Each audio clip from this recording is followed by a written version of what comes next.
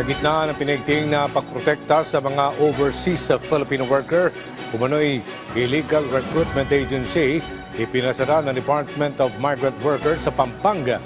Naturang agency nag-aalok ng trabaho sa Bulgaria kapalit ang malaking halaga. Si J.M. Pineda sa sentro ng balita. Mukhang lihitimong-lihitimo ang travel agency na ito sa San Fernando, Pampanga. Bukod sa may sariling pwesto, may business permit pa. Pero illegal pala ang operasyon ng kumpanya. Nagre-recruit kasi ang firm ng overseas Filipino workers para makapagtrabaho sa ibang bansa. Ito'y kahit walang permit to recruit ang travel agency. Sa bisa nga na closure order ay ipinasara agad ng ahensya ang naturang travel agency. Validate ang ating team yung nakita nating permit, pero according to the LGU, wala pa pong nai-issue'ng valid mayor's permit. Ayon po sa team natin, pangatlong lipat na nila ito dito, wala siyang recruitment permit o license. No? Yun ang number one violation niya. No?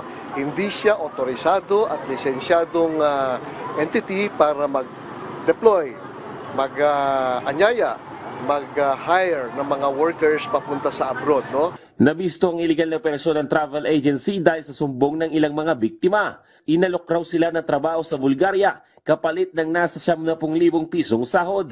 Pero ang modus, kailangan magbayad ng 400 to 500,000 sa peking recruiter para makapagtrabaho sila sa ibang bansa bilang mga factory worker. Isa yan sa modus operandi, kalimitan ng mga nagnanais mag-hire na illegal, no? Minsan legitimate sila, minsan nga meron silang accreditation pa sa iba't ibang ahensya, merong valid na mayor's permit at barangay clearance, pero wala silang DMW license to recruit, no? Ang pinaka-importante kasi dito, yung lisensya na binibigay ng DMW.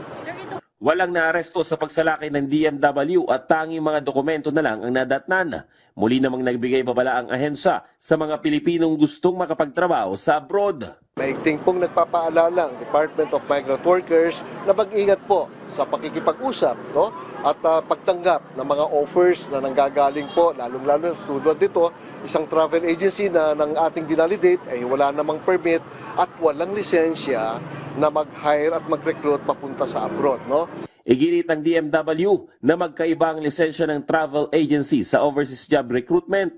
Kailangan ding pag-isipan kung naniningil ito ng sobrang laking halaga ng pera o placement fee. Ngayong 2025, siyam na mga travel agency na ang ipinasara ng ahensya na iligal na nagpapadala ng mga Pinoy sa ibang bansa.